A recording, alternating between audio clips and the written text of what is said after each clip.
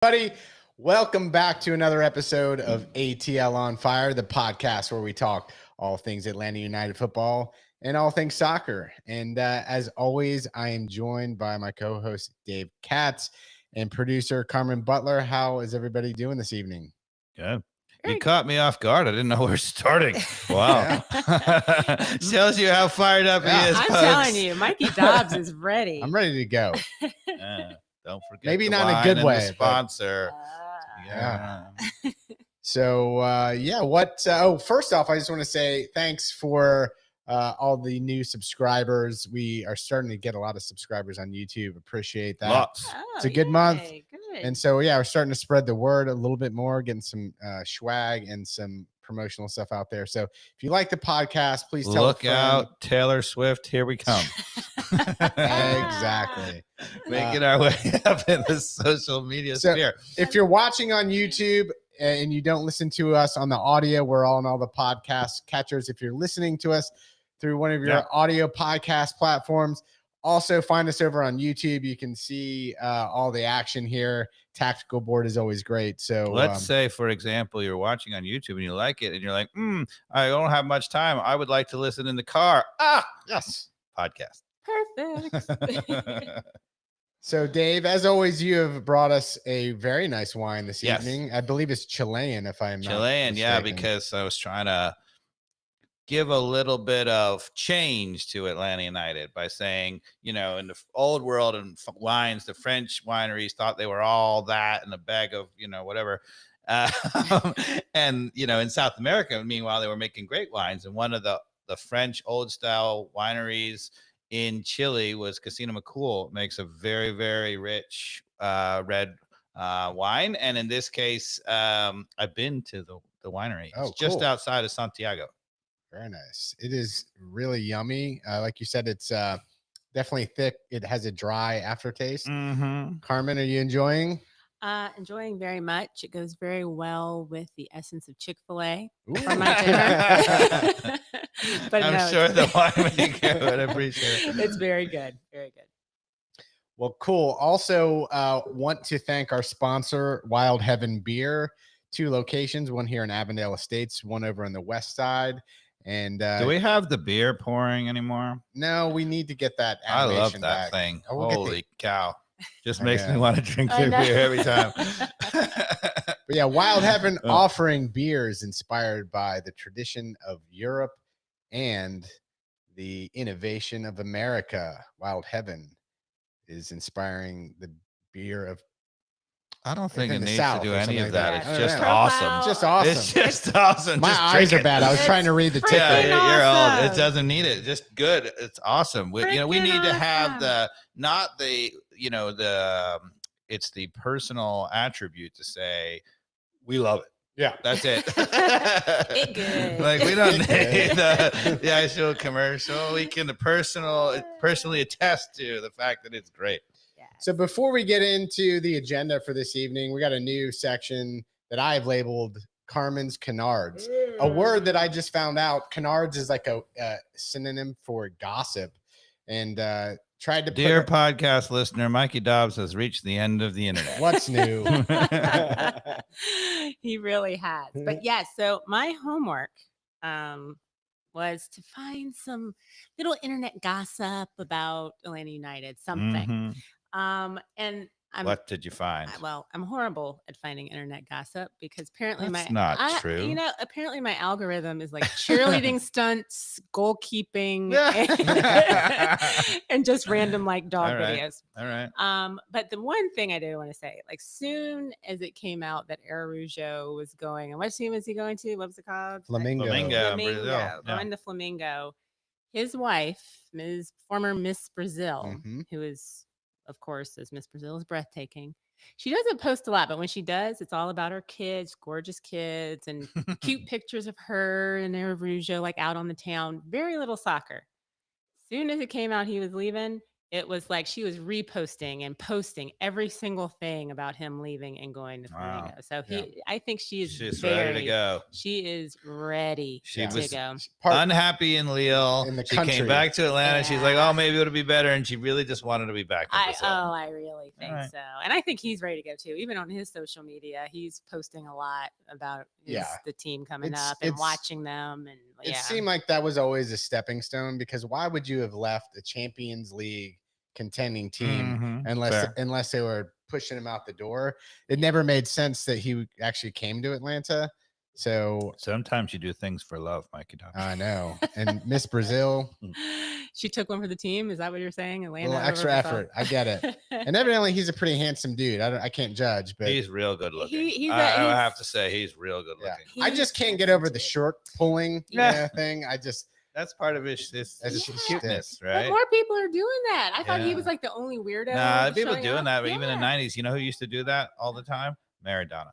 Oh, he used to tuck his short shorts into his underwear, so it really held up into his tighty whities. So it and go check it out, people. Yeah. And the only other thing is, I think I actually have an official crush on Papa Giorgio now. Oh, I know. I think it's. I think a lot of people get it. Is he married? Do we know? Does he have a lady friend? Or I saw one picture on Instagram with a lady friend, but it was a while ago, and there was a little kid, could be a nephew, don't know.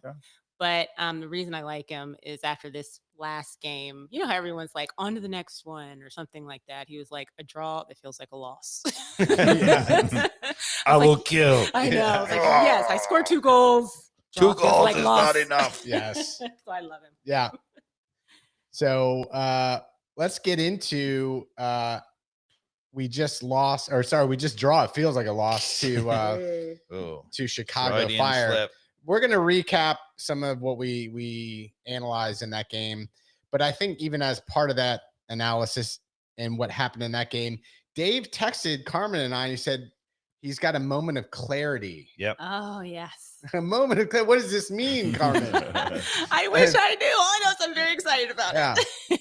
Professor Katz with a moment of clarity, something I'm pretty excited about. So let's jump into this insight. So it doesn't really pertain necessarily absolutely to the Chicago game. It's more of a season-long sort of epiphany. So the thing that was bothering me was we killed Charlotte away at Charlotte 3-1, and then we got killed at home against Charlotte 3-1. And you know, what's the difference, right? Because actually it turns out, you know, when you go back, I think it's exact same starting lineup. And one of the things that I pointed out was that I noticed that one difference was that at Charlotte, we played with no airplanes, and then at home we played with airplanes. So I was like, you know, and it was confusing me because I remember I gave Pineda all this credit. I said, look, he realized the problem in the offseason, he corrected it. Right. And we got off to this great start. Right. And then I was like, wait a second. Now we got airplanes coming back again. And then I was like, so maybe he switched it back. And then I was like, I couldn't make a difference. And I remember I said, well, maybe it's due to whoever we're playing. He's deciding on it. Right. So I decided, I'm like, duh. I take notes on these things. I said, I can go back and I can actually ask in every single game whether we were playing with the airplanes or not. So I went back into my notes and I said, all right, when were we playing it? Just try to figure out what he was doing. Because as you know, you rightly point out, we're not in the locker room. We don't get to know what the tactics are coming. So I started going through it. And I want to start by saying that once I get to the conclusion of all this, I want to say that it's not that I think that airplanes are really everything. Right. We're going to talk about pinching in on this one. I think that's a big deal. There are a lot of other things that I think are tactically wrong or right with what we're doing. So it's not like everything is due to airplanes. But here we go. Right. So in the first game, San Jose at home, we played no airplanes. Okay. We won 2-1. Toronto at home, we played no airplanes. Charlotte away, we played no airplanes. Portland at home, we played no airplanes.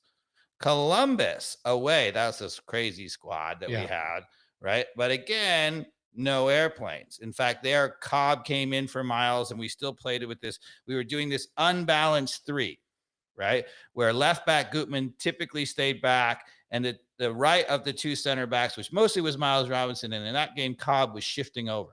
Okay. So, first 5 games. Didn't right? that Columbus game, and that's when we got beat 5-1? Oh, we got clobbered 6-1. 6-1. Right. So coming off that game, we played. I feel like though, Carmen, don't you recall like some airplane talk though earlier on in the season? I thought we did, but it sounds like we were not. No, I airplaning. was saying that I was giving him credit that we weren't playing 4 in the back. I think we you were were only playing 3 in the back. I think you were saying, yeah, we adjusted to only one airplane. Yes. Going. What I mean by airplanes is both. Okay. Going Okay. simultaneously Just like wanna we clarify had that. last year, and That really makes- often yeah. having 2 at the back. You know, we have airplanes when you see both Lennon and Gutman up, and when you see only 2 in the back. Got it. Okay. So Red Bulls comes along and we play at home, and suddenly the airplanes are back. We win 1-0. We go to New York City FC and also airplanes, and we tie 1-1. We get Toronto away. We continue to play airplanes. We tie 2-2. Chicago at home. We have airplanes again. We win 2-1. Memphis in the tragic U.S. Open Cup match. We have super airplanes. Yeah. We lose at home 2-1.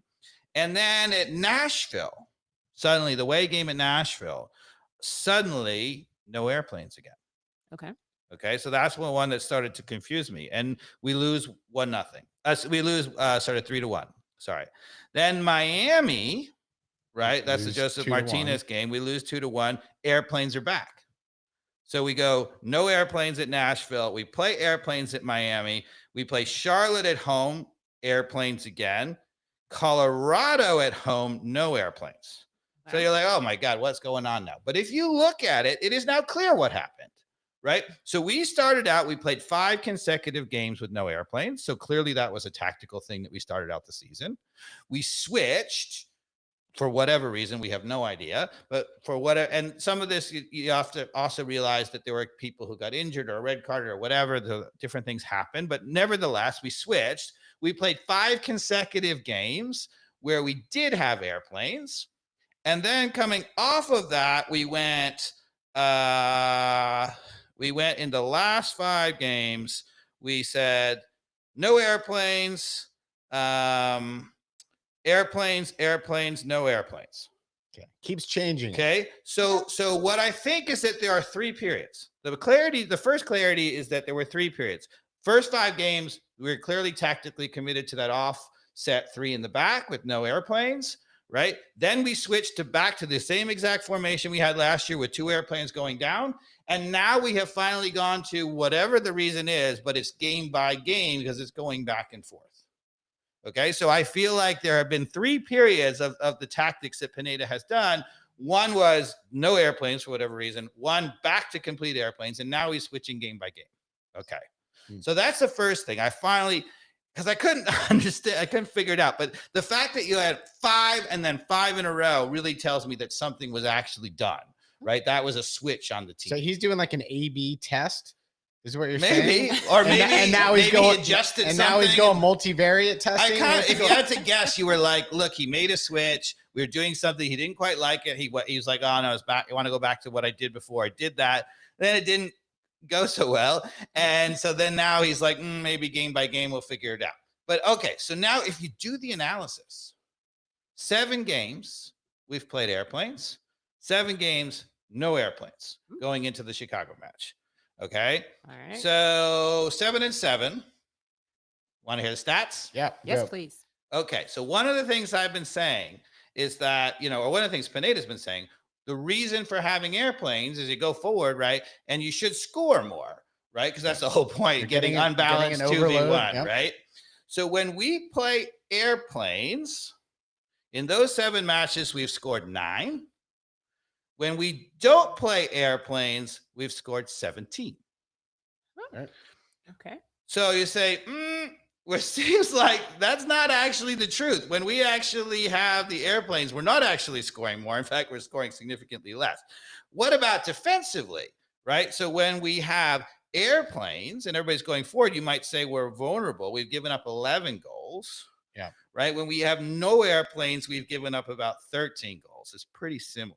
Yeah. So it doesn't really seem goals for, goal against. Now, obviously, not every goal is given up for airplanes or not airplanes. But actually, the biggest thing, if you look at the goals for and a goal against, is we're scoring more goals. The airplanes are actually, what I've been saying, is inhibiting our goals. Right. Why? Because it's crowding the space. Yeah. That actually is the biggest thing. And so the question being, if that's true, if we're scoring significantly fewer goals and we're maybe leaving ourselves vulnerable, why would you bother? Why would you try to do that?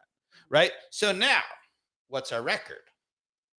Okay. Our record right now is 6-4-4. Yeah, right? But what's the record with airplanes and without airplanes? I don't know. Tell us. So when we have airplanes, with everybody bombing forward, 2 wins, 3 losses, 2 ties. Mm-hmm. When we don't have airplanes, 4 wins, 2 losses, 1 tie. So our record is significantly better without the airplanes. Okay. Now, how, for the listeners, do you feel your diagnosis here of truly judging whether we have airplanes or not is accurate, right? So I imagine listeners like, who is this guy to say whether we have 2 guys up or not? Like, is he this analytical? Is Dave this in tune to whether the airplanes are up or not? Like, that would be my thought if I'm listening to this podcast. Yeah, fair. But I feel really confident. I really watch it. And you can, it's the thing about it is, if it were subtle, I would say, I'm really worried. Maybe it's, Lennon got up one day and he decided I want to go forward more or whatever. It's not subtle, right? When we are really playing with the airplanes, the moment we win the ball, they go and they just don't really stop until they get to the front, right? Yeah. And you end up with many, many attacks where Lennon and Gutman, if they're the 2 backs, are both penalty, our penalty area or above forward at the edge of the top of the 18. Yeah. When we were playing the first 5 games, you couldn't really find that. Not to say there wouldn't be a single moment and whatever, but and you can consistently, when we're doing airplanes, you can consistently see moments when we have only 2 in the back. How did you label this last game against Chicago Fire? Airplanes or none? I didn't. I marked it on the notes. Because in my head, I was marking it no airplanes. Definitely airplanes. I watched Gutman and particularly Ronald Hernandez. Yep. Not that Hernandez wasn't up because he had some really good crosses, but it felt fine that he was there. I mean, in fact, there were great crosses, and I think one of them led to a goal. I think Hernandez is naturally further back. So when he plays, it's a little harder to say because he's a little more hesitant. But what I would say is that, when you see Hernandez down a lot, right? And in the case, he was actually forward a fair amount, maybe not as much as Lennon is normally, but every time he was forward, Lennon was forward too. So you definitely felt Gutman was way up then in this Colorado game. Yeah, in the Colorado game? I mean, sorry, the Chicago game. Sorry. Yes. Okay. Yeah, so every time that Gutman was up, right, every time Hernandez was up, Gutman was up too. Okay. So why don't we jump into the Chicago Fire game away, 3-3 draw, where Atlanta United basically had a man advantage for nearly half the minutes or half the game, about 41 minutes advantage is my calculation. So, we come out of the gates with a goal where we have a free kick, I think, on the edge of the box where Miguel Berry finally gets taken down, making a run into the box. Coach tells me to go down, which that Almada can score. Sets up a free kick for Almada. And that's what I love about Almada versus everybody else, whether it's PT Martinez or Barco. Anybody who's ever taken free kicks for this team. Yep. Count the number of free kicks that Almada has taken that aren't on frame. Yes. And they're few and far between. That is what doesn't I love. Hit the wall. Doesn't hit the sky wall. It. Yep. Just always is making the keeper do something. That's not easy to do, folks. It is not easy to do. And he's real good. He made the keeper go low and make a save. It was going in the side netting. and it was poor goalkeeping, but nevertheless, that's the whole point of putting it on frame, right? Because sometimes you don't really do that well, and they give you a goal. Sure, he may have needed to handle that or punch it clear. Instead, he pushes it wide right into Gutman's path, and he easily slots that in. So easy goal. But I want to start here with a little bit of the refereeing in this game because no, I'm not ready to go on fire yet. But no, I think early on, Almada made a clear, or no, it was I think Araujo made a clear break through midfield, and someone just did an obvious tug because we were going to have a really good attacking chance. It was I think Navarro or somebody like that. And I have to say, that has been the last few weeks. You've seen it, not only the attention to Almada, but the number of times he's just been so clearly just grabbed. Oh, yeah. I was getting frustrated for him. And I feel like this is where MLS refereeing probably played into this. People in the league office are saying to the referees, look, you cannot allow teams to just grab a star player like that over and over. So early on, I'm thinking, because you don't necessarily want to just give yellow cards freely at the beginning of the game. Yes, that was decisive. Good yellow card because it was so obvious. So obvious. It was just to stop a very advantageous moment in the game for us. And then I don't know if it was 10 minutes later, you got Miguel Berry, who actually made a lumbering run in the box with. I don't know if I'd call it a run, but but there was something. It really was like watching it. It's not that dangerous. There's 3 Chicago Fire players closing in on it. And none of them needed to foul him. And in fact, they were trying to be somewhat careful. Let me give you a clue, Chicago. He's not going to score. He was never going to score. And somebody like nicked his heel, and it certainly wasn't malicious. It certainly wasn't whatever. And intentional. And it happened to be the same guy who a few minutes later had done the intentional yellow card. And 2 guys kind of hit him. He could have given it to the other guy. Could have given it to the other guy. But this referee decided to make the game a little bit about himself and saying, I'm going to give a red card, 2 yellows equals a red, and make this game lopsided. And to me, that is just poor refereeing. In general. I think as an example, again, I think he had to have been wound up by people talking to him, or even himself watching the previous games, as the referees do, and saying, look, the people keep grabbing him, and I've got to help to put a stop to that. Because it's just a horrible thing for soccer. If you have the best players in your league, and every time they get free, guys just take turns grabbing them, it's just horrible for the game. I totally agree. So, that's where the first one, absolutely yellow. But this one, I feel like the ref has to just take a deep breath and say. But he was hyped up because of that first grab. So it made a bad call. He should not have sent him off. And look, again, because they did that, Chicago put themselves in a bad situation because Berry is making an attacking run into the box, which the ref has to assess that too. I get it. But I think the right thing would have been to your point, maybe give the other player the yellow card. Or just say, hey, that's a foul. Great chance for a free kick, which ended up being a goal anyway. Everything's right in the world. Is the ref allowed to assess that because it's Berry, it's not really a threatening situation? I think that isn't it attacking. All right. So I kid, people. I kid. Of course. Put a pin in the fire, but that's where I'll stop there. So now we are up with a man advantage. Yes. And then we didn't really talk about the lineup. Go ahead. This is a good pause. Yeah, I mean, we've mentioned it a little bit, and we were probably remiss about not mentioning it more. I have felt like Pineda has not used the squad really at all. I mean, we've been really adamant about Hernandez, but also Abram. Where's the moment? For him, where is the occasional start for a Tyler Wolf? Right? I've been really advocating that we should do that, in a game where we're playing a terrible team like Chicago. Yeah, they're terrible. And that's a moment where you can sneak another player in. But God bless. He did that with the Braum in the back, right? Well, he did it all at once. Yeah. Which is nuts. We are not that good. right? So, maybe your Man City, you can make 6 changes, right? Their bench is ridiculous, right? So he decides to rest Miles out of the gates and put in a Miles and see how he's doing. But then he decides to rest Giakoumakis on the other side of the field. Well, Giakoumakis, you maybe say he's not ready for 40, for 90 minutes again. Bullshit. When is he ready? But he looked kind of ready to me. Yeah. But you get Berry instead. But there's not it. We just keep going. Well, no, let's just start with Berry. I am done with this. Yes. I thought he did better this time around. No, he was absolutely shambolic in this game. I was trying. Are you kidding me? You must have. Heating up.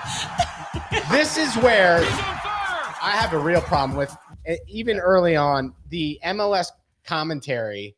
Yep. It needs a major upgrade. I'm sorry. Fair. The analysis that they're doing, they're just. Tell them what they said in that game. They said that Miguel Berry does the unchampioned dirty work. I heard that, and my head was spinning off, Carmen. I thought this is the commentating at its worst, right? They're like, he's not doing well. We'll just say that he does the dirty work without actually ever watching him. Saying, he doesn't do the dirty work at all. It really. Yeah.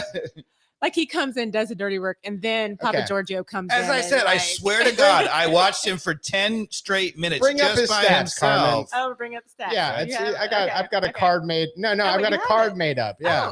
Yeah. Look at that. The number of tackles. You have number of tackles. I don't have number of tackles, but there you go. So he's had 12 games at this point, 0 goals, 0 assists, 0 offside violations, 2 total shots, and none on goal. And yet these MLS commentators saying he's been doing all the dirty work. Are you kidding me? To be fair to them, those stats don't show it, because you would say dirty work could be the tackles, the runs off the ball where you never get the ball, but he doesn't do that either. He's got 1 yellow card. He's not. It is. I mean, I literally watched him. He never pressures the ball, ever. Never pressures the ball. I mean, it was unbelievable watching Giakoumakis come in for him, in the previous game against Colorado. And in the first, 30 seconds, he pressured 3 guys. I'm like, Giakoumakis has been in. I mean, Berry's been in for 50 minutes. He hasn't pressured a single player. Yeah. You just pressured 3 in the first 90 seconds. I mean, what dirty work is he doing? That's dirty work. For a guy who scores goals. Exactly. What they should have said is that Giakoumakis scores goals and he does the dirty work. The commentary in the game was embarrassing. I'm sorry. It wasn't good. It was very not good. And they kept saying, how amazing overall, entertaining, full flow, what great soccer it was. The game was horrible. Yeah. It was a really bad. You have to go back to the early days of the league where there were a lot of 3-3 games and the games were just terrible. That looked like that. If MLS wants respect, then they need to find some commentary, like maybe Dave and Mike, that actually are going to be honest. Like so you want to polish a turd? Are you kidding me? Somebody should put a straitjacket on this guy. Whatever. Oh, okay. They look. But that's the best. But you could see that coming with our starting lineup, right? That's the way we didn't finish that thought, but like. They had so Abram plays, Hernandez plays, right? I mean, Berry plays, right? Josetu comes back and plays, right? I mean, it was we suddenly all these guys who needed some time, they all played at once. Yeah. So we are not good enough to do that. We have good players, and it's not to say that those players are not good off the bench, but they need to be integrated, one off, give some guy a rest kind of thing. Not let's throw in all 4 or 5 of the bench players at once. I mean, when you have chances to put W's out there, like, did Miles Robinson really need rest? Like, what are his minutes? Maybe look that up. But he was on international duty, and okay if you say like, look, Chicago's terrible, and we're going to rest Miles Robinson. Fine, right? And with an injury coming off what he has, I think he should get that kind of rest. Maybe he was even scheduled from last year. I mean, he had the whole, he's coming off the whole Achilles, right? And that can easily get weared out, whatever. Fine. So you say, all right, we're going to play Parata and we're going to play Abram. If you're going to do that, you wait for a moment when everything else is the same, when you still have Gutman at left, when you still have Lennon at right, everything is natural. You make one switch. Right. You make sure that you have Ibarra, let's say, as our, best defensive midfielder, or maybe Ibarra and Sosa in front of him. You make sure that you have protection. You don't just throw somebody into the fire and say, oh, we're going to change 3 things and see if it happens, right? Yeah. I mean, because some teams can do that, but we're not that deep. Because I was super excited to see Ronald Hernandez as our right back. Yeah. But yeah, I would have rather seen Miles as our other center back for Hernandez for should be getting occasional moments, right? But not necessarily when you're changing 4 players. Why change? If you're going to change Hernandez and play him at right back, why not have him playing alongside Miles Robinson? Yeah, so he's got 11 a little over 1,100 minutes. Yeah, it's a lot. It's okay. He's got more than I thought. I thought he actually got a little bit of a break when he was on international duty. So, so then we don't have Sosa starting again. Why not? Crickets. It's crickets. All right. So instead, we have Sosa. And really, Ibarra was the replacement for Sosa, but we had Josetu. We'll get to him at the end. I mean, and then Etienne out left. I have a comment about Josetu. You probably don't have a comment, but I do have a comment about Josetu in this game. No, so anyway, we have a fully changed lineup, right? So you're like, oh my goodness, there's danger, whatever. But Pineda gets lucky, rolls the dice, and sure enough, right, they get a red card. And sometimes you get a red card and it takes a long time to break through. They hang on for a long time. Right.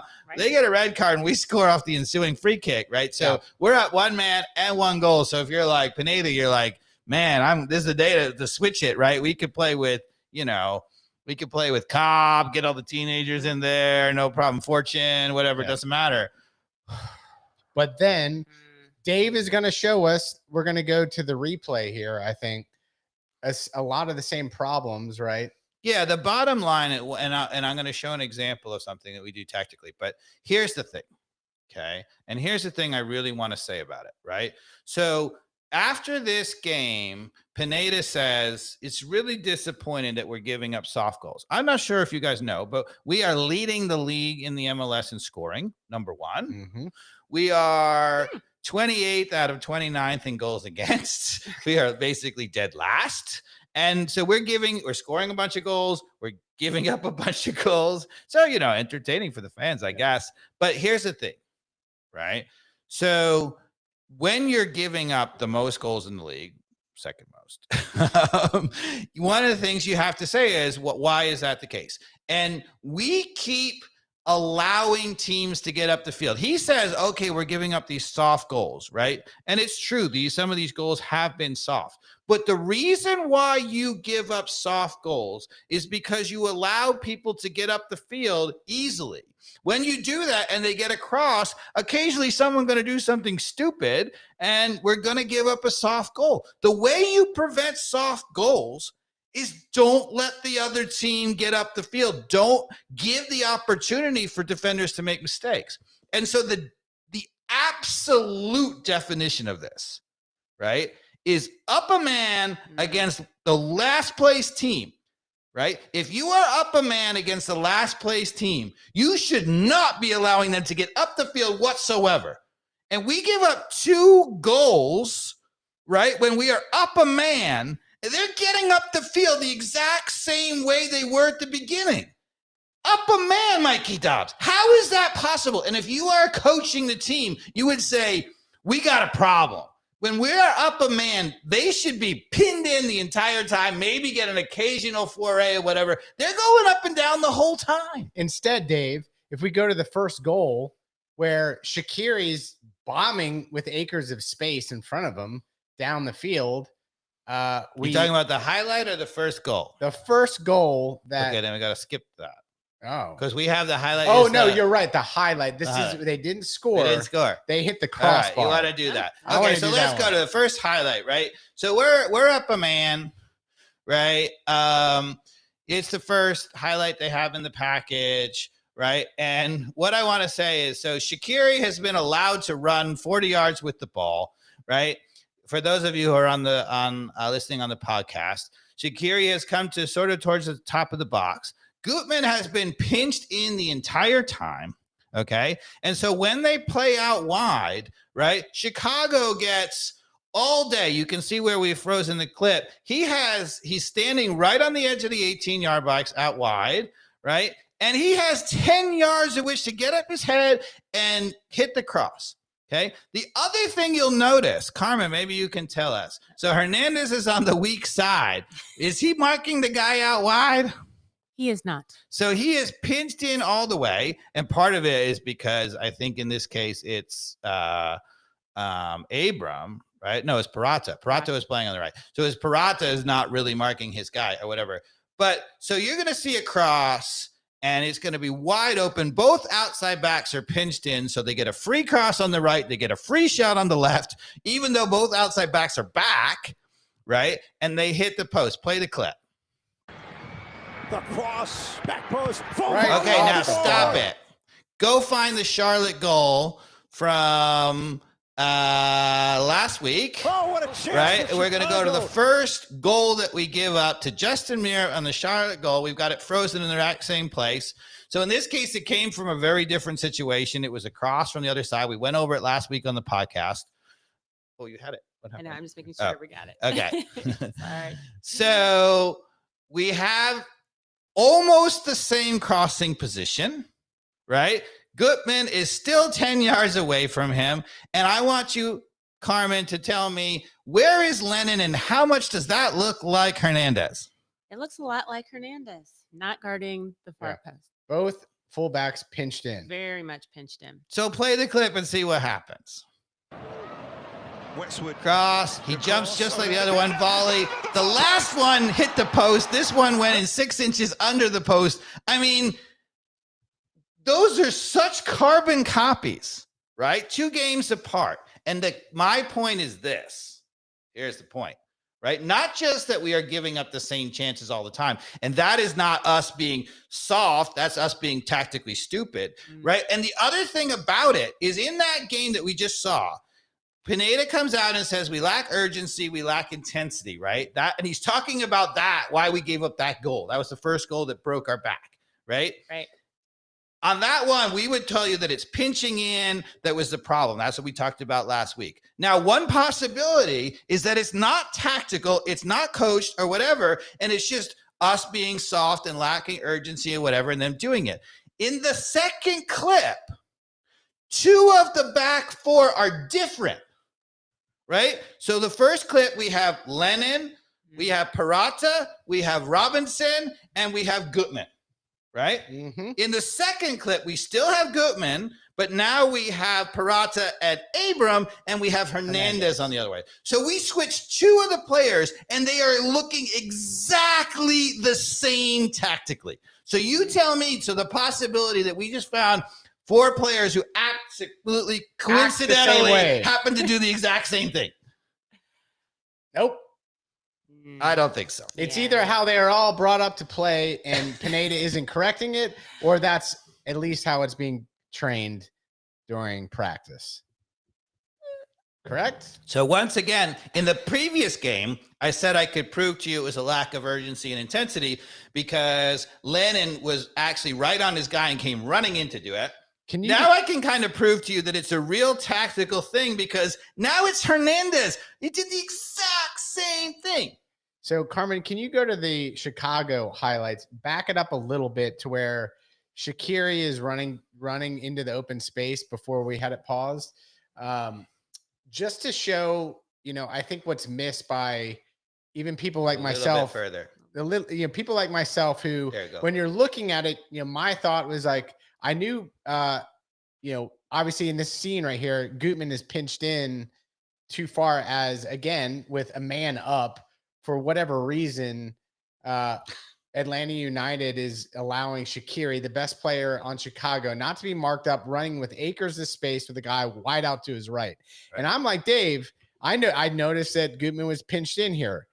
Doesn't he have to kind of wait until the play unfolds to not commit too much of going outside? And Dave says, no, get further out wide earlier so that the other 3 players who are back can sort out their assignments. Yeah. That is the key insight here for why Gutman should not be pinched.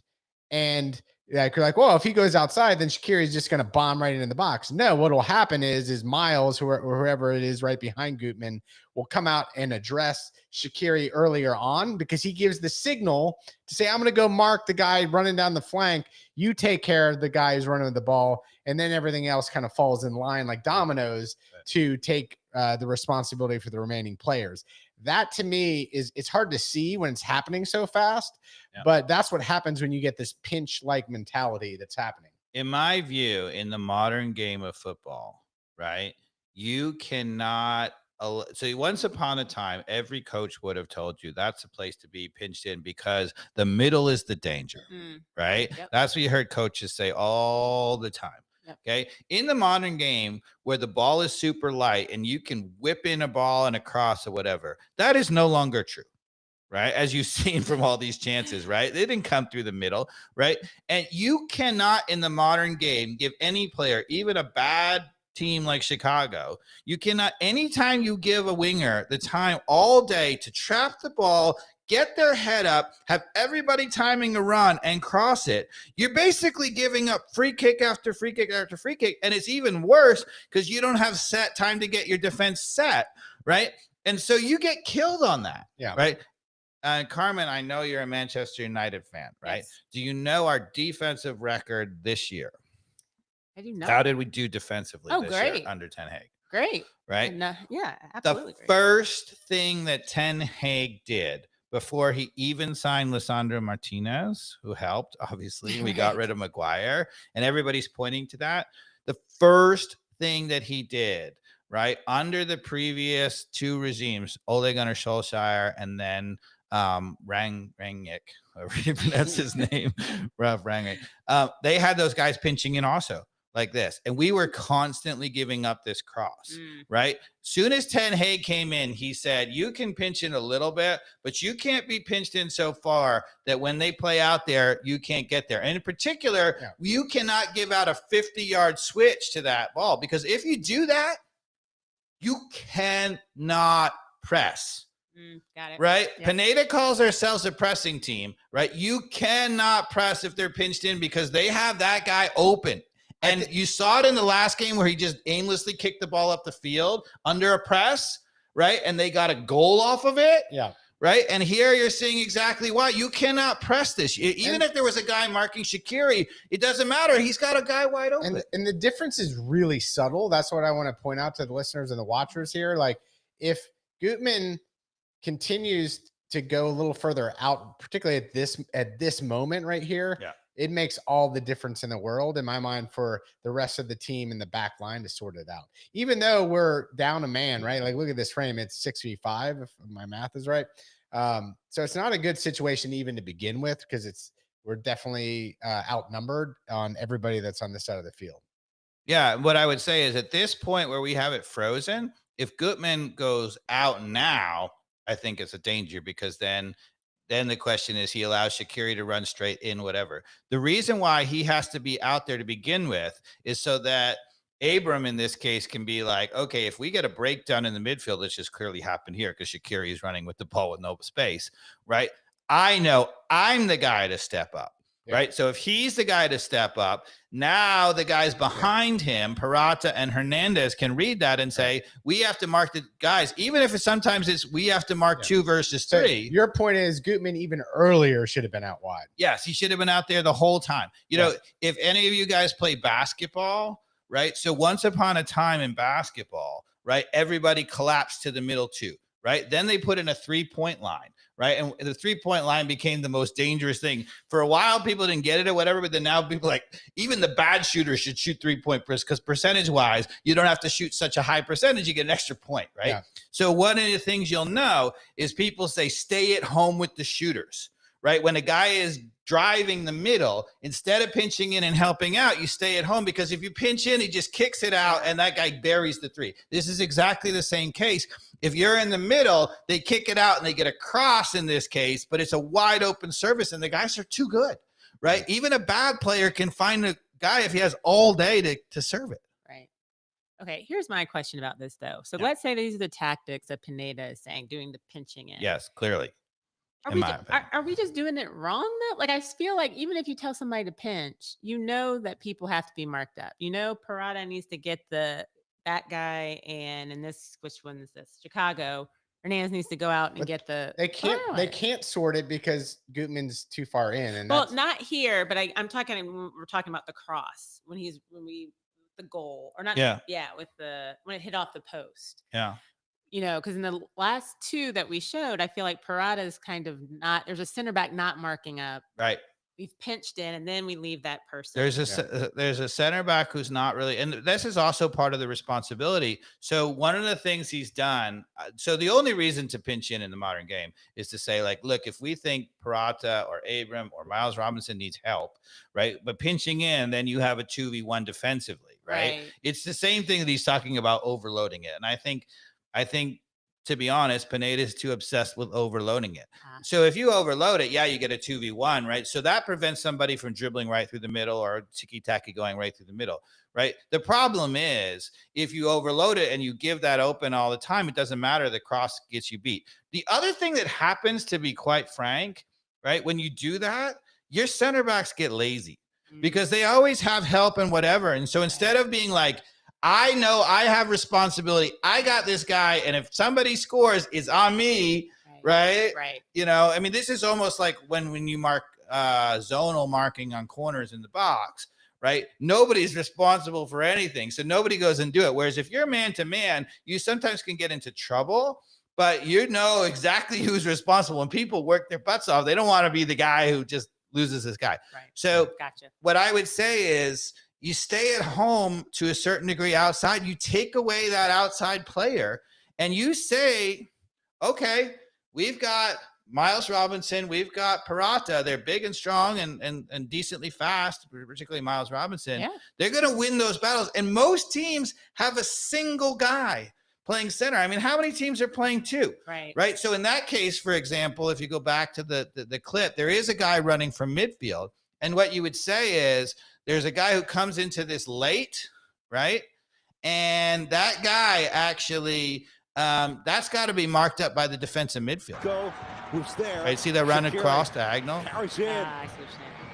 The cross, back post, full volley off the bar. Oh, what a chance for Chicago. Good. Hit pause on that. We're going to get the YouTube audio is going to crush us there. I forgot to hit mute. My bad. No, that's my bad. So what else? This was early on, and then we get the goal, and then just for a halftime, they score against us, even though they're a man down. The Olympico, right? And everybody is talking about, okay, well, we give up an Olympico, right? And you're like, that's a problem. Is it the goalkeeper's fault? Is it the guy at the front post, et cetera, et cetera? And yes, all of those things are true, right? But you're up a man, Mikey Dobbs. How many corners should the other team have? Yeah. 0. Well, if you get a really good team, I mean, maybe occasionally or whatever, but now we're talking about, we know that they've gotten lots of chances. They've gotten crosses. They've gotten attacking that's ended up in a corner, right? That says to me, it is, so you can now take, diagram it and take it apart and say we should have done this or that, whatever. I think, to be honest, what we should have done is never give up a corner, not a man up. I mean, and that's what I would say overall. If you want to stop giving up soft goals, don't worry about whether or not you tactically do this or that or whatever in terms of the guy who got beat in the play, that Joseph Martinez where he ran by us, at Miami, should have marked him. Somebody should have running with him. The bottom line is you cannot let them up the field that easily all the time. You're going to give up soft goals. So that's where it's coming from. Not only was it a soft, don't give up a corner kick, but as far as Olympicos go, that's maybe the softest of all time. Yes. There were literally 5 Atlanta United players on the near post, including the goalkeeper. So the 4 defensive. I think there was one Chicago player who actually ran a good 10 yards past the near post towards the corner where the corner was being taken. And I think Hernandez followed him. Then there was 3 other Atlanta United players like Parata and 2 other players. And then the goalkeeper.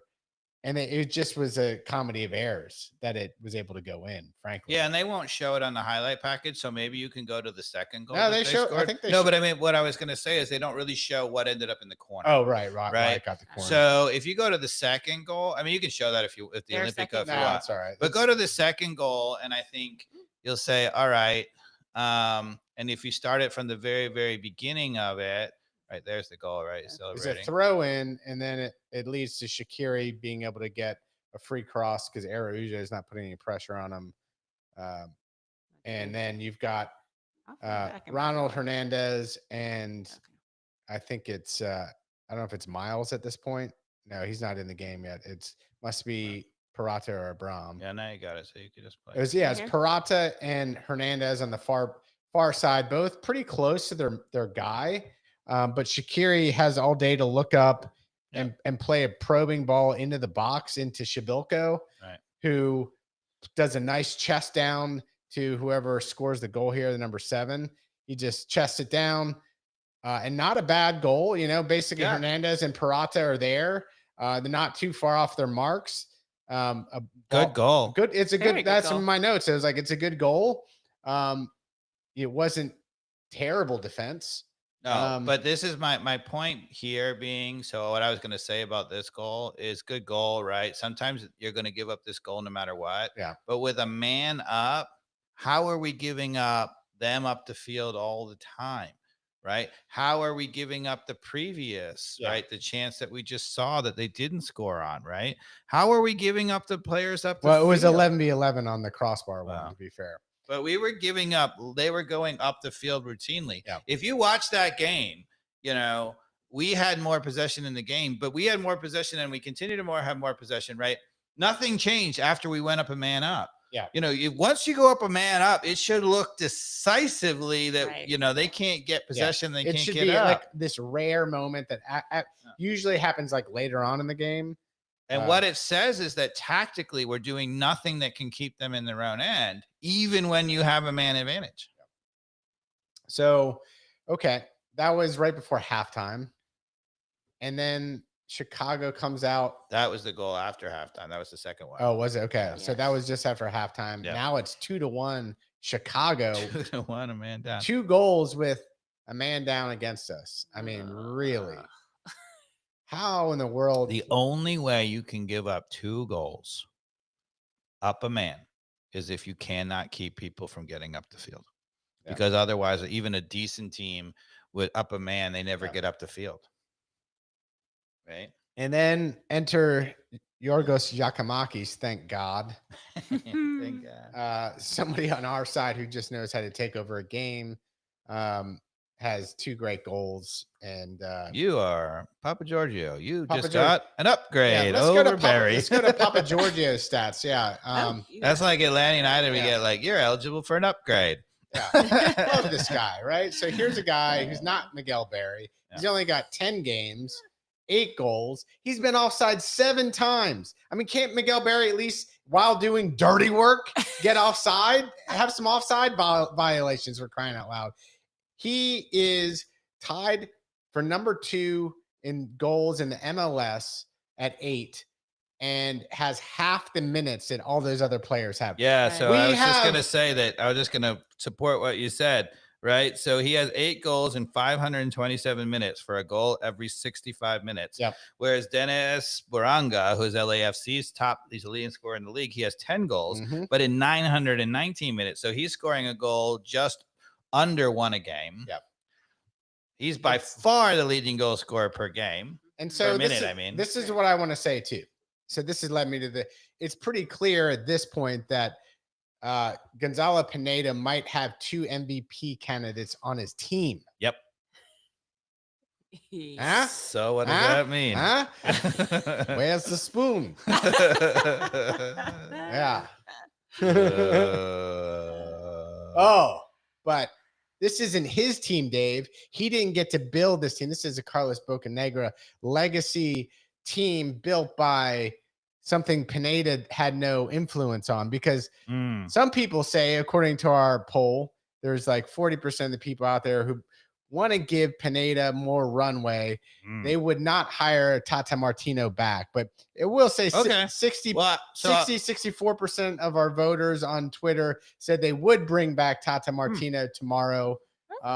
And well, here's the case. Okay. Because I did another little deep dive. Okay. So Pineda, I didn't really judge his first, season because he took over right in the middle. He really didn't have a chance to do a lot. So the 2 full seasons that he has been in charge, right? His record overall, right? 25 wins, 25 losses, 16 ties. Yep.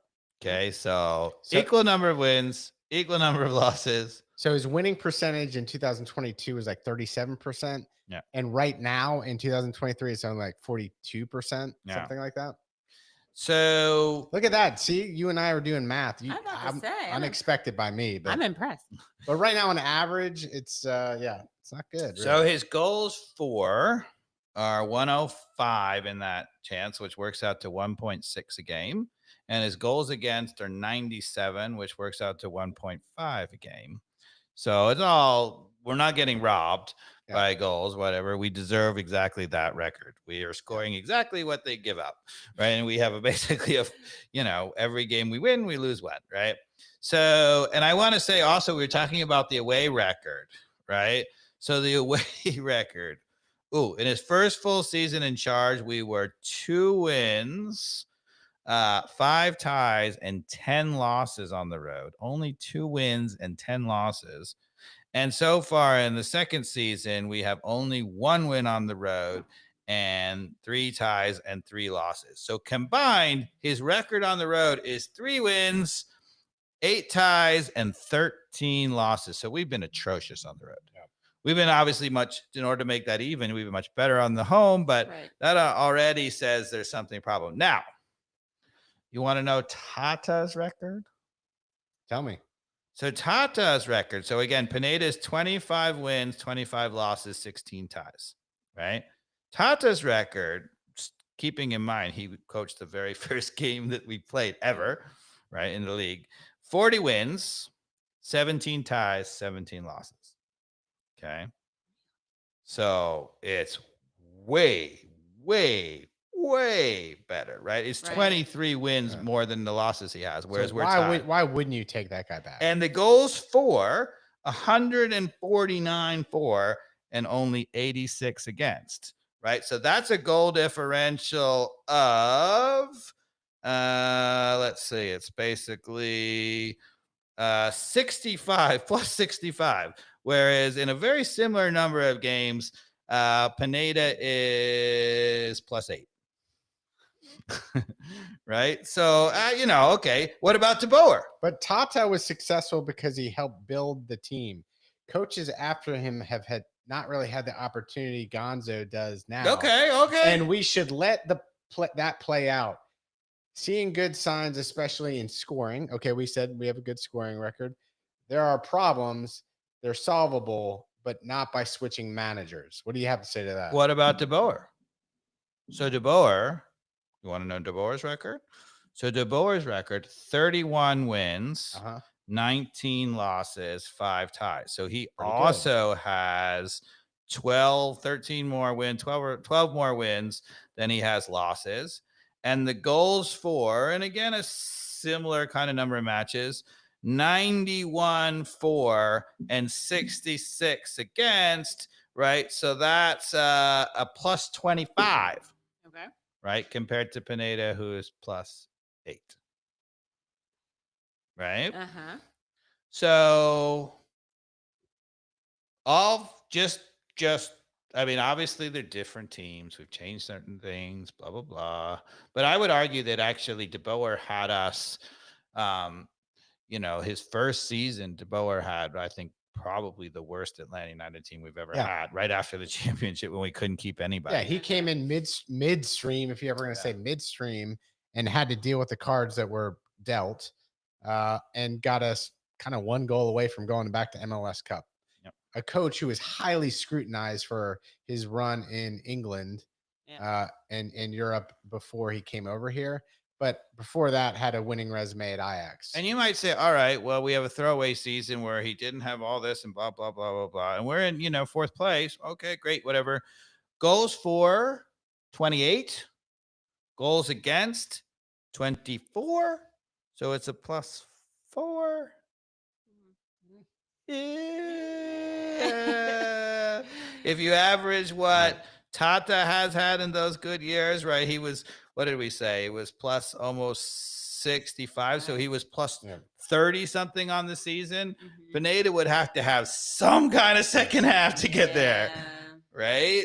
Even De Boer, right? Who's plus 25. That's even 12 per season or whatever. You'd still have to go a long way to get there, right? So even in our good year, fourth place here. So back to the Chicago game in our airplanes. Okay. Hernandez was up in the 54th minute. He had a couple good crosses, 53rd, a good cross, and then the 54th, he crosses it over. Gutman heads it back into the center, and the Greek just taps it in. Okay. So, Almada also, he's just pure class in the 75th minute. Just the perfect timing, slots the ball into the Greek for another goal. And that's where we're up 3-2 with Yorgos Giacomakis making it happen. Right. So you're like, whew, after all that craziness, right? Like we're back up. Back up, Dave. Still up in this game. And again, one of my notes here is just like, maybe Hernandez was even being instructed to be an airplane, but overall, big fan of Hernandez's defense in this game. What minute was it when Giacomakis scored the second one? 75th. Yeah, 70th minute. So I was pointing out 74th minute prior to that. Okay. No, 76th minute. Sorry. Just after he scores, right? It's 10v10, right? When did we go to 10v10? Weren't we up? We were up.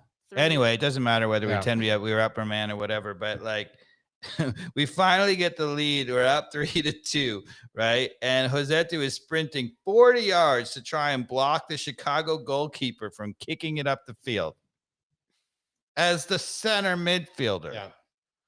Right? If you just gave up 2 goals when you were upper man, you finally clawed it back. You're at 3-2. If you're the center midfielder, Mikey Dobbs, where should you be?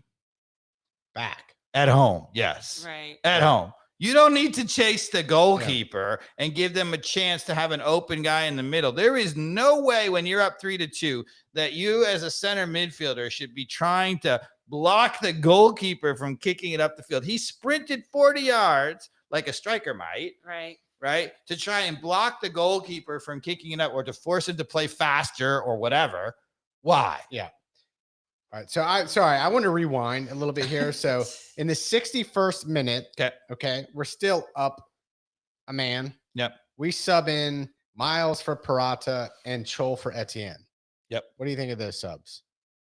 I was screaming at the television, you're up a man. How do you, if you're going to rest Miles, why do you bring him in the game? Don't know. Okay. Right? I mean. Yeah. So, okay. But a few minutes later, we slot in that goal that I just mentioned to Giacomakis. So now we're up 3-2. Yeah. But only a few minutes later, Dave, the referee decides to just say, I'm gonna make things even here. Let's make it which, if you've ever obviously out there, you played a soccer game, right? The moment a ref gives a red card to one team, you should be on alert because they're always looking to equalize it. Yeah. Right. Yes. So any little thing, you're going to get it. Now, that being said, I don't think that that's a being red said, card, but this is the most ridiculous. Wow. Second yellow to create a red card. Talk about make the game about you, referee. Right. Go ahead and hit the fire button because that is ridiculous. And this is what I want to point out. The commentators lied. Uh-oh. Whoa. They're liars. Strong word. They are word. because What did they say? I watched the play over and over again. Yeah. They said Araujo pulled him twice.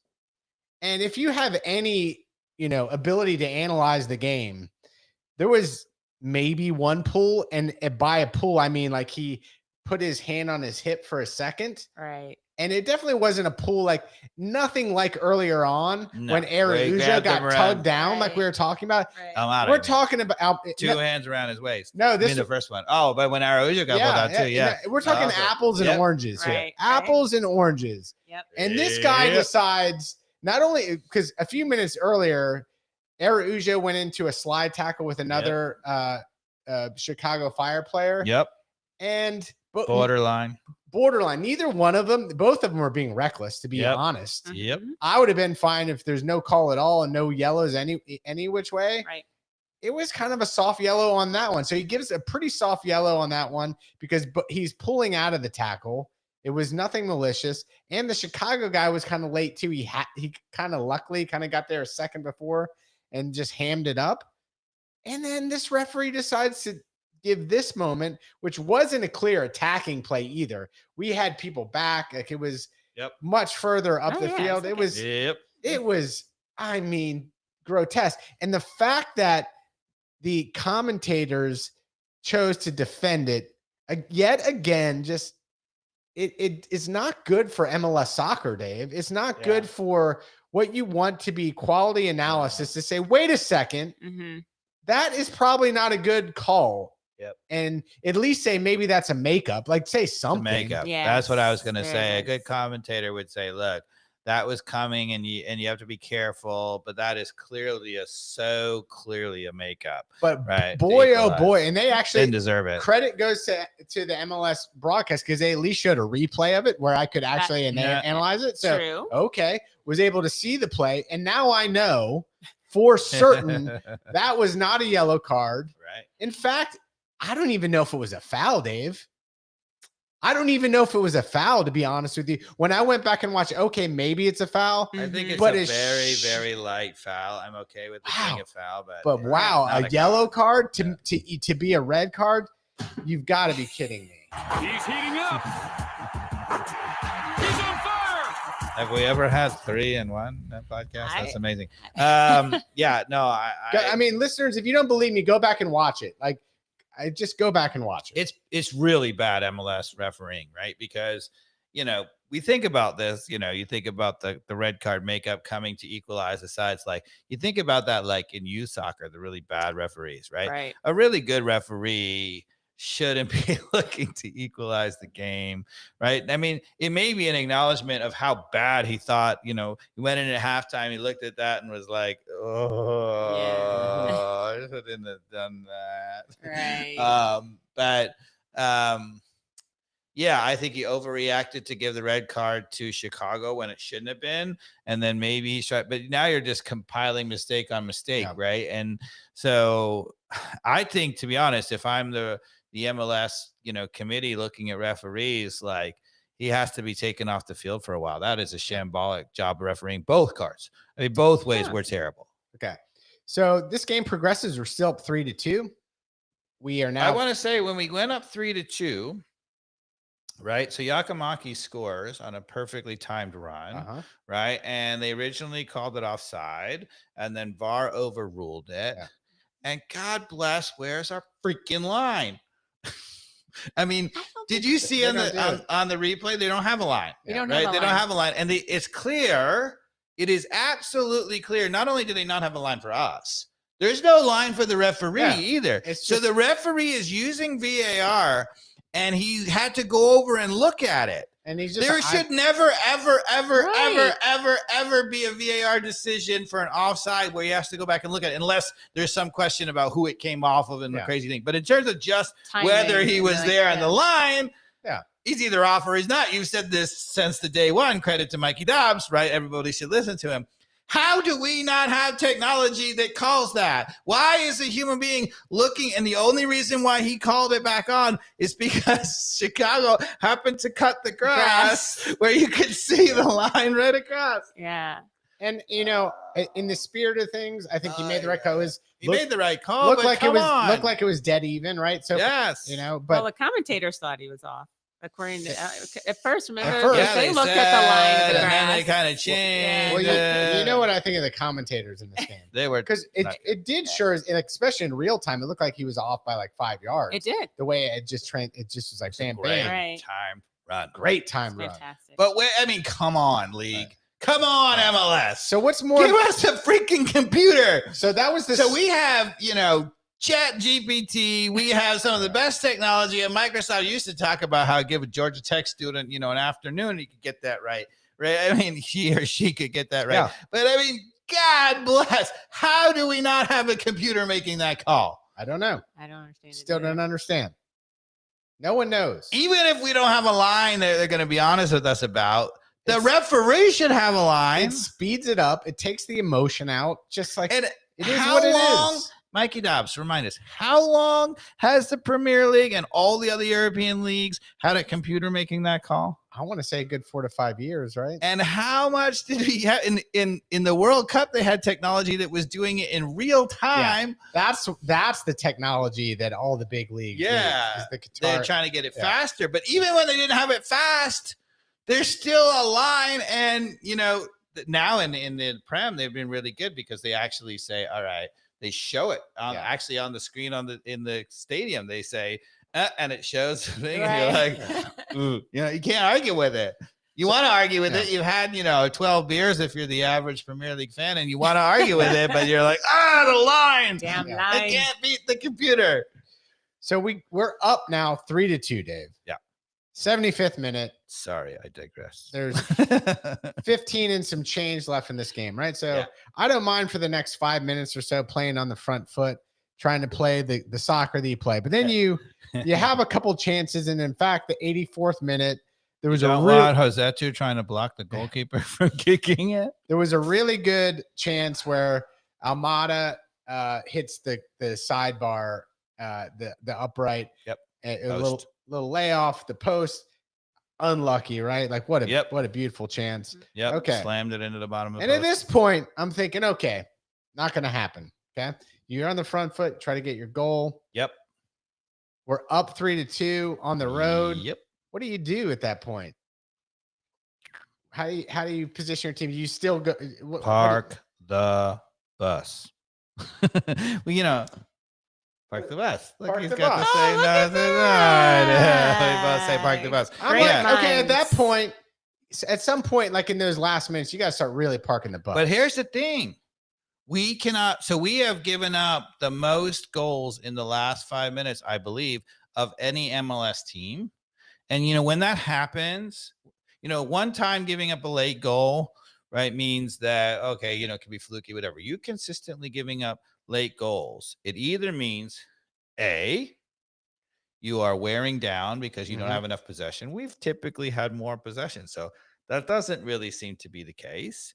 Or you cannot stop people from getting up the field and you're giving up the chances. So we let them come back and tie.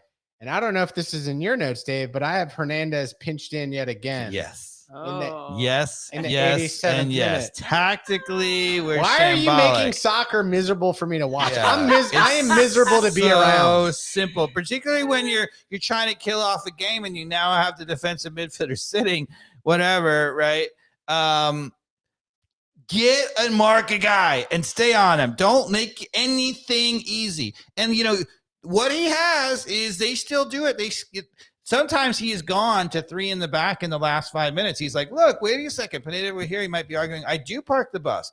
I've gone to 3 center backs. It doesn't matter. If you have 3 center backs and your outside backs are pinching in, all they're doing is holding hands like Red Rover, and they're still wide open. Dave, in that sequence, watch Ronald Hernandez accordion Should we play it? in and out. Can we find we it? don't even need to do it. We've already showed it. Like, because I don't know The that last equalizer? no one wants to believe us. Don't even show them. They need to go do their own homework. Don't even show it. No, Show it, Carmen. Show it. I feel like Mikey Dobbs can't take All it. right. I can't It because doesn't I matter. watched it like 7 times. And watching Ronald Hernandez be what was clearly instructed to go in and out, and it's the whole build up before this. There was like 3 chances where they recycled it. There you go. And it Just kept play going from in and I out. think you can. Oh, It's the end of the last. Yeah. Look at Hernandez. Look at him right there. Stop. Yeah. Stop. Wait, Stop. Yeah, like I said. You missed it. Go back. Wait. Y'all gotta be off my Oh, Christ. name. Carmen, get it I'm together. trying. Here we go. Am I sharing the right screen? No one I don't knows. even know. No, you had to stop it 5 seconds earlier. Okay, 5 seconds earlier. Whatever. A couple seconds earlier. I was listening to y'all, and all of a sudden it's highlights. Okay. One more second earlier. One more 'Cause second he's earlier. even further in before. Yeah. It's a big. Okay, just play it and okay. stop it as soon as they Okay. switch the angle. Ready? Now this. Yeah, That's so off that the was bus. ours. Stop. So this Right is there. it. Look at him. So if you watch it right now, right? Hernandez, as you saw, There's a guy out He wider. walking closer to that guy. Did you see that guy right in the last second? He was walking closer to that. Oh, And you would think, okay, that must be the open guy, right? That must be the extra guy, right? right. They got a wide guy out there. Okay, play it and then stop it again as soon as we see it. Oh, stop it. This is the problem that Dave has tortured me into.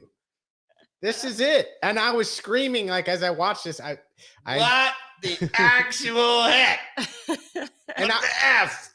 Come on. and I think it recycles back out. If you just play this again, I don't even think he crosses it here. He's like, it's too easy. It's too easy. I think it actually. No, he crossed Oh, he does cross it. He Yeah. crossed it. Yeah, he did cross it. And everybody gonna blame all of that, right? You know, and yeah, of course you can mark it up. But anytime you allow people to have all day and pump in a good cross into the box, these are professional players, people. Yeah, they're gonna put it on a dime. Pineda, a professional player, when given time out wide, is a very dangerous thing. Even a Chicago professional player who is not that good of a But professional Dave, player. that's the player's fault. No, That's the player's fault. Hernandez needed more intensity, urgency. He needed more intensity and urgency, didn't he? once again he was running in to hold Parada's hand. And if you really want to go and watch the replay, Hernandez accordion 3 times, Dave, before that. And it just shows. And when the accordion, that actually proves it, right? Because so if your natural instinct is whatever, then you would make a decision, right? Mm-hmm. The fact that he's in and out, right? He's like, I got to go cover him because he's open, but then the coach wants me in, so I got to go back in, right? Because normally if your instinct is to go out there and you go out and cover him, you would go out there and you stay out there. Yeah. Right, And the that's moment true. of clarity for me is what you've taught me through this, Dave. And I don't like ever saying that you've taught me anything. I'm sorry. But even me like saying the Gutman thing is like he's got to be out there earlier. Yeah. It sorts out the rest of the team and their assignments. Yeah. That's the And you have to trust the players. I mean, Nashville is the king of this, right? So Nashville, who has a really good defensive record in the MLS, right, is they have not just Walker Zimmerman, but they get up the field. They challenge everything at midfield, right? Occasionally, Nashville gives up. When they give up a goal, it's occasionally a horrible goal where they're really up front. They give up like a breakaway, and they're willing to do that because the 65 other times they recycle the ball and give you a chance. They have the outside guys covered. They have the 2 center guys battling, right? And they're like, we might lose a battle, but at least we had a battle, right? At least we made it hard for you. And that's just it. So if you fix this problem we've identified, then if the player who has got the clear assignment of who they're up against makes a mistake, and they all make mistakes, right? Then you're like, okay, well, the player made a mistake. Yes. And it may be a horrific mistake. It may be a forgivable mistake, but at least you know where the accountability And players are okay with that. What players get frustrated about is nobody gets beat, right? In all these goals that we're talking about where they play it out wide, nobody got beat, right? Hernandez didn't get beat on that play. Gutman didn't get beat on the earlier one. They just get a chance to cross it because they're standing in no man's land. If you're Gutman and you're Hernandez, it's like going into a prize fight, a boxing match, right, with one hand tied behind your back, right? They literally, the coaches are saying to you, our center backs are not good enough. You got to go hold their hands, and we won't let you go out there and make plays and actually win the ball, right, because we are too worried about the center. So don't, whatever. And then nobody gets beat. And if you're freaking Parada and you're Miles Robinson, like someone freaking get out and stop a cross. Right. Right. Because we cannot give other teams the ability to free cross all the time. It leads to goals. There's a reason why we're 20 out of 29. Okay. So I think that's everything we have to say about Atlanta United at this point. Play the Danny Rojas. Danny Rojas. We need the good Go, vibes. we need some good vibes. The fun one.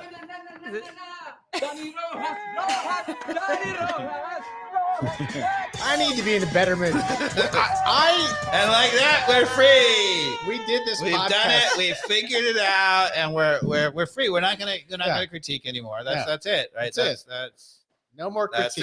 That's it. But that's the problem. It is. So on to new pastures. Well, first off, who do we have next? In Orlando. I don't have that in the agenda. Orlando. Yeah, Okay. Disney World. Our pesky neighbors. to the Mickey south. Mouse. Okay, do we win that game? They're a better team than Miami. Much Mm. better team than Miami. Much better coach team. Much better team. So So no is what you're saying. We're on the road. I think we're going to win because we're going to have Almada and obviously. Well, George first of all, you have Giacomakis to must tell us start. whether or not Giacomakis is 45 minutes fit or 90 minutes fit. Yeah. Well, here's what I'll And say. here's the thing we talked about earlier, right?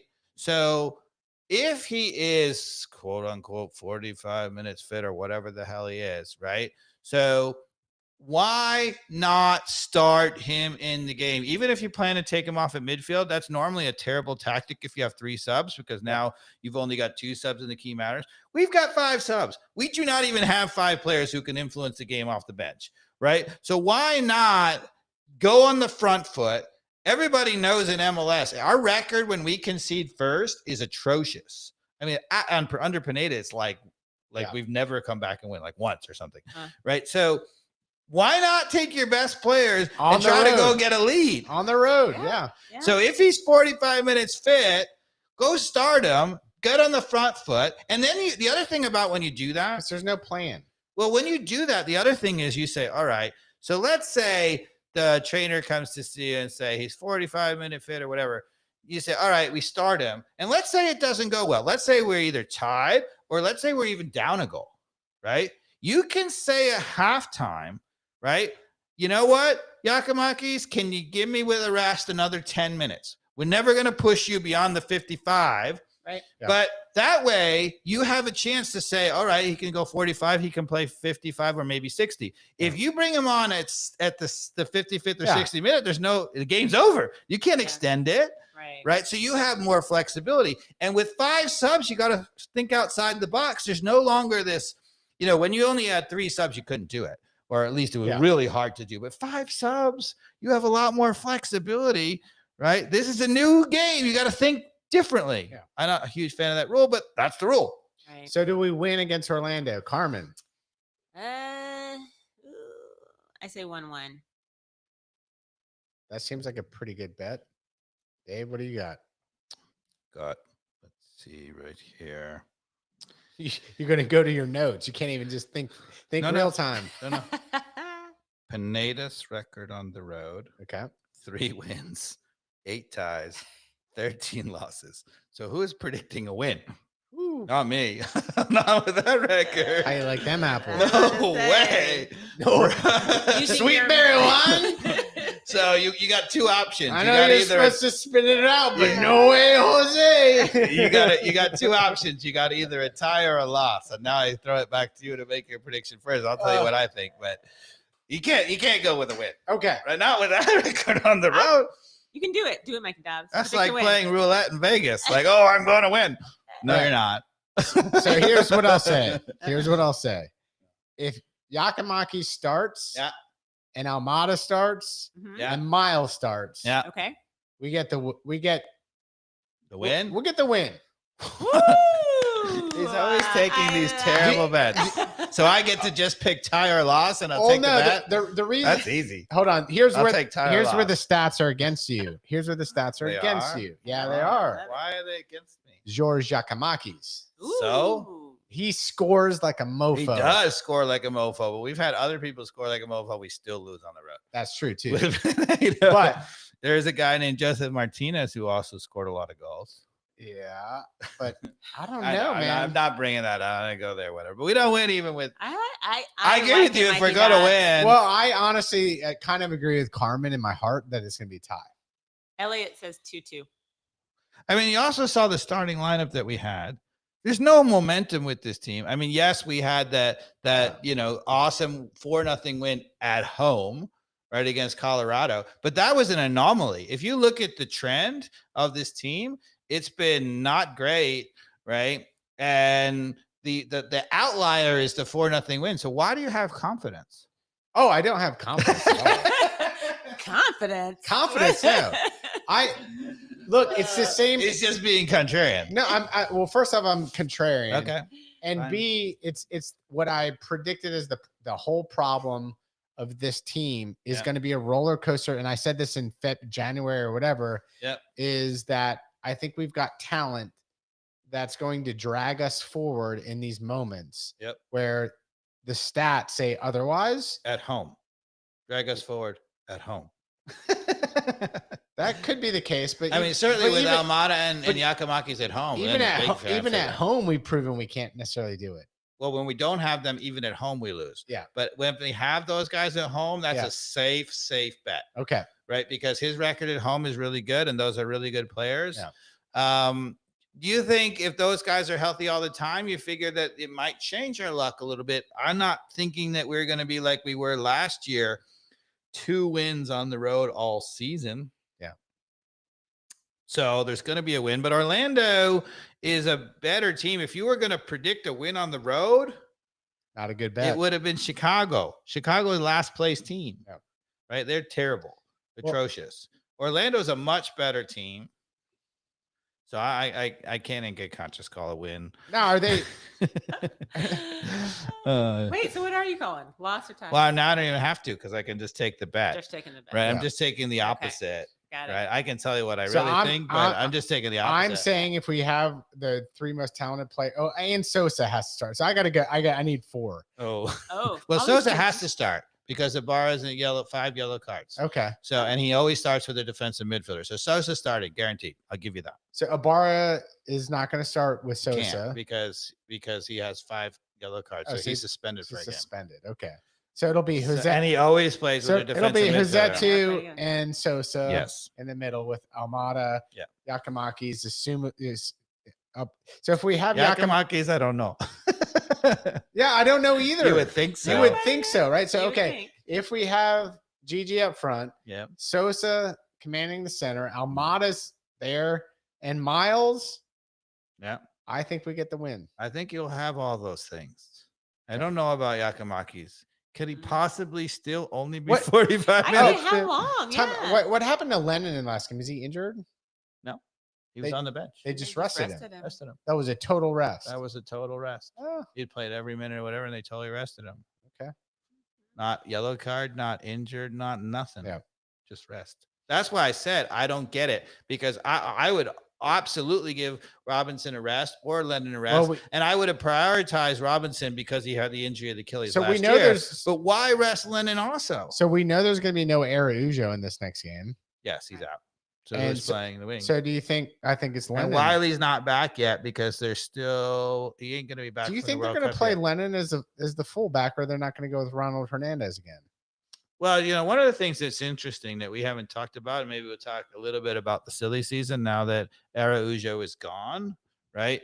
So the more I think about it, the more I think the answer has to be Lennon cannot be our right back.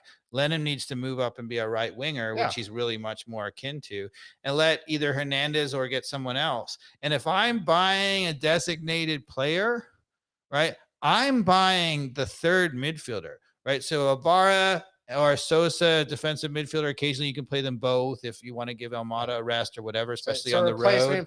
But a Sadic. And we get a designated player for Sadic or Josetu. We got to upgrade that position. Yeah. That's the one to go for. Don't go for another winger. We already have a right-footed winger. Yeah. And we solved our right-footed, left-footed problem because now Wiley can play all the time. And Etienne is really 2-footed. He can play on either wing. And I mean, as far as the defender, like tactics aside, if Ronald Hernandez can be not pinching in, that guy's can do. Like, he's good. There was a couple moments in that game, like he had great defensive moments. Yeah, he needs a run of games to really be. To me, if he gets a run of games and gets confident and gets, whatever, he looked a little sketchy against Memphis, but he hadn't played in like however long. I mean, so I don't fault them there. So that's what I think, we got to go for. And so in this game, you would think the obvious thing, Araujo is hurt. There's no Wiley, right? So you got to figure Etienne starts on the left. And you got to figure the obvious thing to do is to play Hernandez in front of play Lennon in front of Hernandez and get on with what our new, post Araujo life is. We're starting our post Araujo life a little early because he got himself thrown out of the game. All right, dealer's choice. We can talk about U.S. men's national or U.S. soccer. Yeah. Or we can talk about European football. We got a yellow Labrador in the house. There's a pitch invader. Pitch invader. A podcast pitch invader. I like it. He's a good-looking lab. Yeah, he is. Do we want to talk about either one of those things or wrap it up? I missed the second one. U.S. and national. What was the other one? Or U.S. soccer. Yeah. Or European football. Ooh. European football is not that exciting, man. It's kind of written. There's not a lot of drama. Man City wins. Right? Yeah. Although, in fairness, in the Bundesliga USA, you play 38 games and then Bayern Munich wins, and it looks like Dortmund's going to win. So, but Champions League, does anybody really think? We just go through it quick. Does anybody think Manchester City is going to lose to Inter Milan? No. Yeah. The only possible thing that could keep them from winning the treble is Man United in the FA Cup. And honestly, the only reason why you give Man United a chance is because it's a derby and they freaking hate their guts. Yeah. Right. So, and they have all this time to prepare. They're not the better team. Yeah. Right. Man City is by far the better team. But I think Man United wins. What? I'm going to call an upset because you have all these time to prepare. Ten Hag or whatever. He's going to have them fired up or whatever. And they're defending the 99 treble as the only English team to have won the treble. A Manchester United team. They got to be fired up. They will be. So I give them a chance. I just can't let Haaland get free. So because he's really good. Yeah, Man City absolutely dominated Real in that semifinal. Ridiculous. It looked like I want to watch Italy 1990 just dribbling around in the other team's an absolute clinic. Yeah. All right. And against Inter Milan, it's gonna be another clinic. Yep. I just don't see. So did you watch the drama with Real and Valencia, Carmen?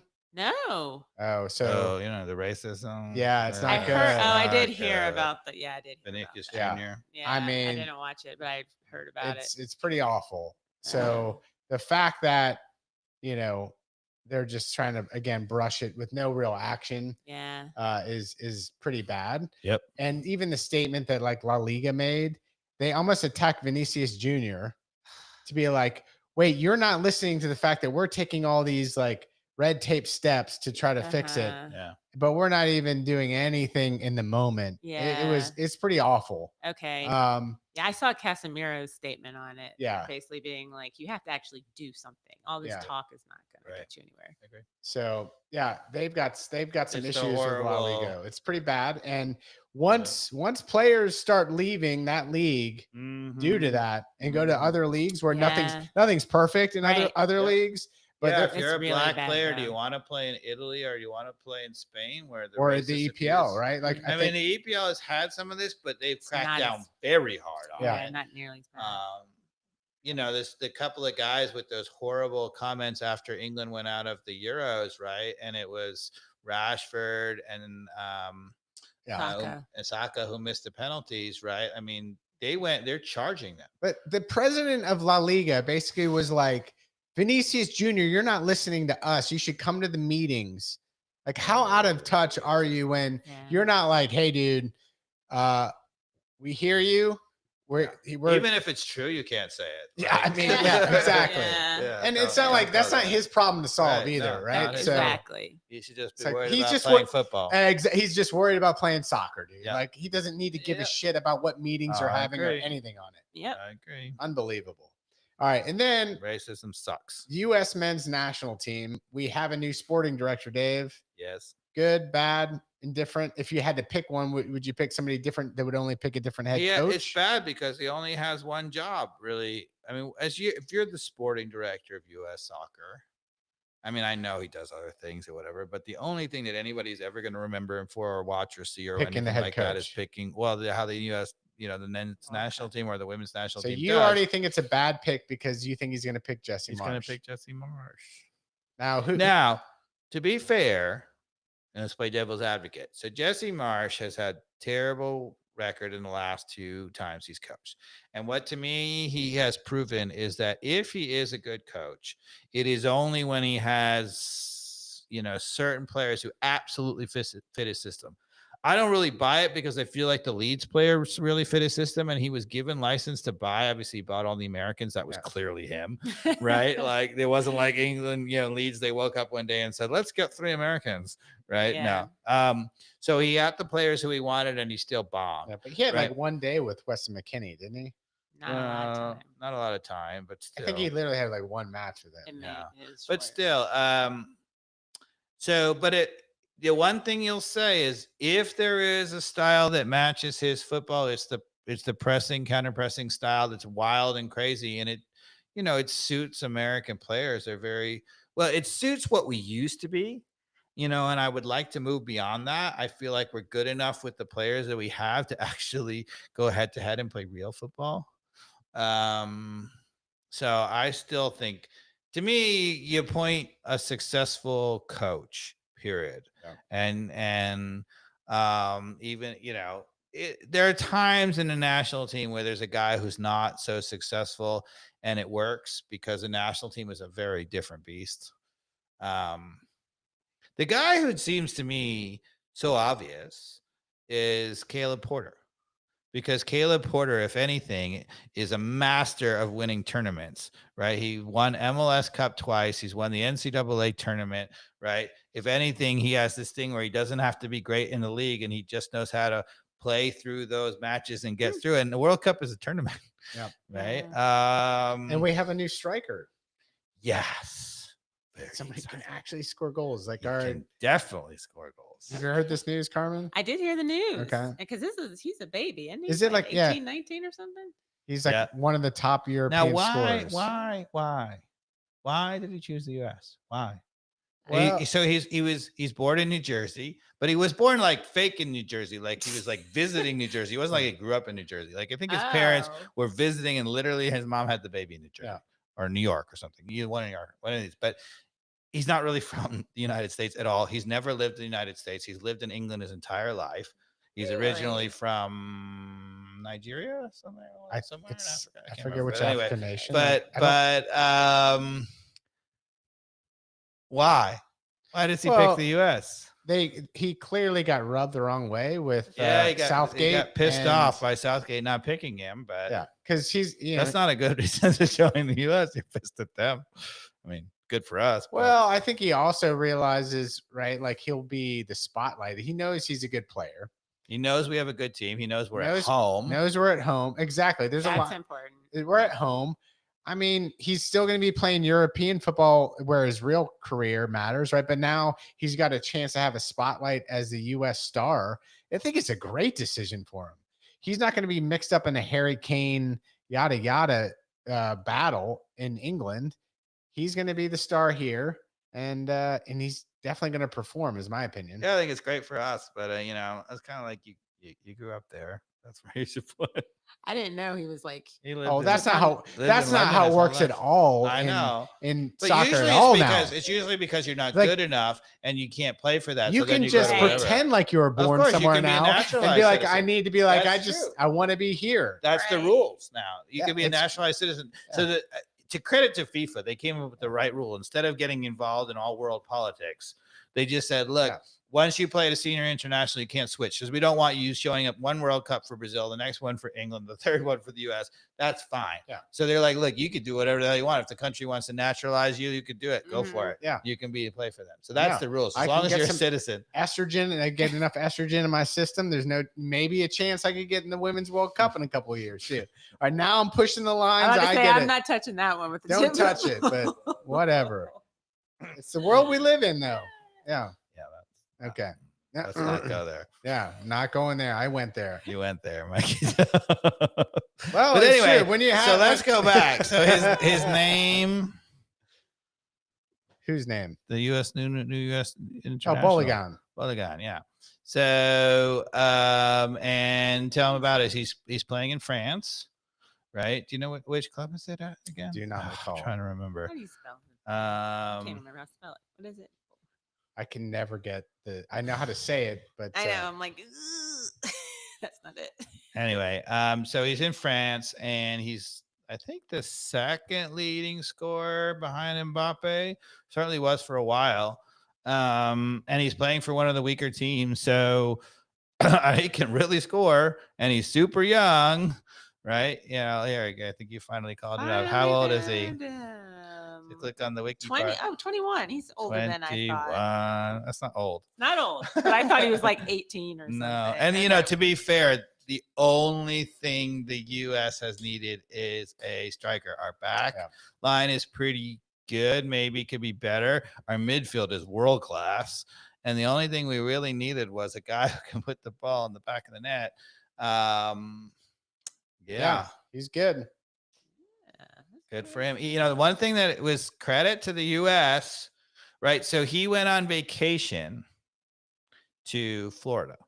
They had a break in the French season, and they were given a week or two off. He went on vacation to Florida, and he showed up at the U.S. national team camp. He was obviously negotiating with the U.S. or whatever, and just hung around a little bit, to meet some people, whatever.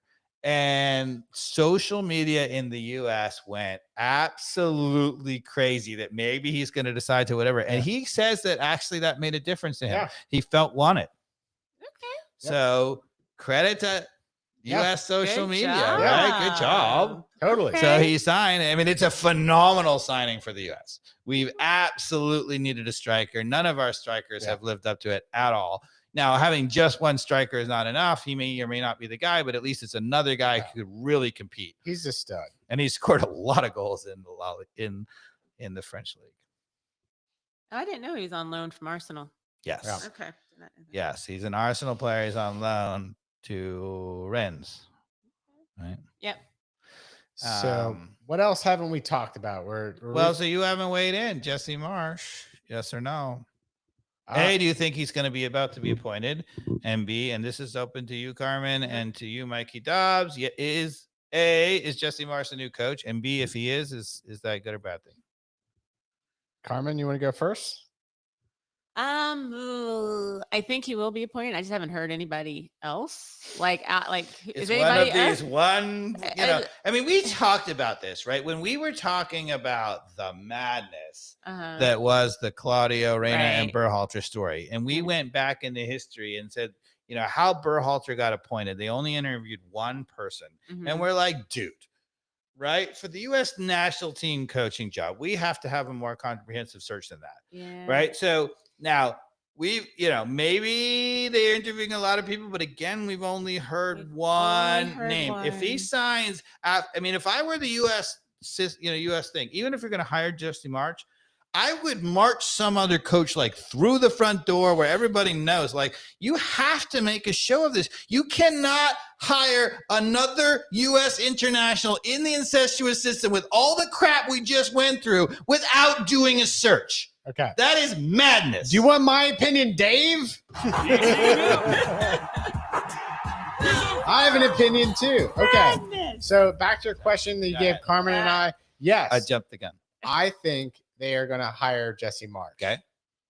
Just like Atlanta United.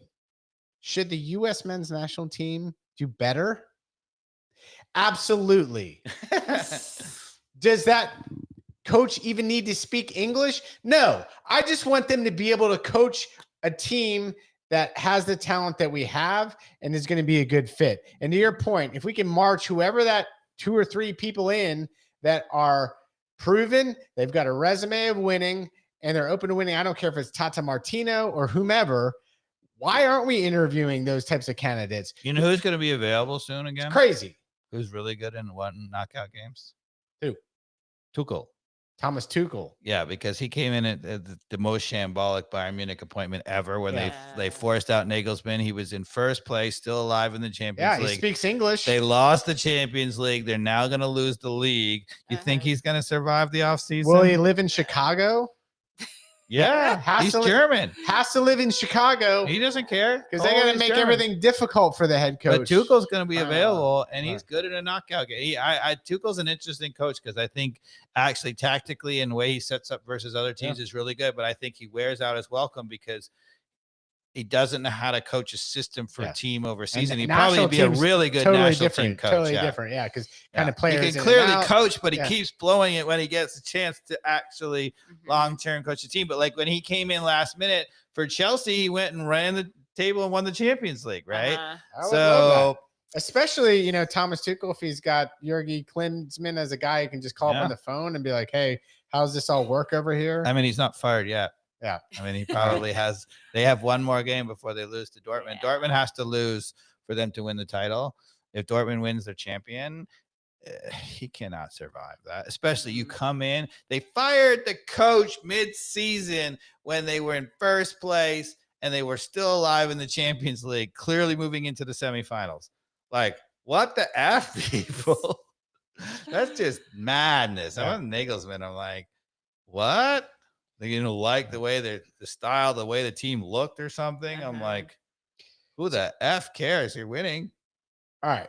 So, Dave, if there's one takeaway that our listeners have from this podcast, and God bless you, the two people are still on the live stream. Our fullbacks are being coached to pinch in. Yeah. And I think we've proven that. Give up less goals when we don't have airplanes going forward. Right. So there it is. And that's what we're saying for now. For now, that's it. Thank you guys for listening. If you're not subscribed, ATL on Fire. We can at least analyze some soccer. Thanks for hanging in there. Agree or disagree.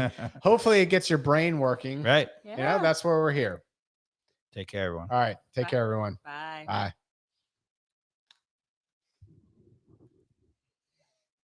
That was a crazy podcast. I like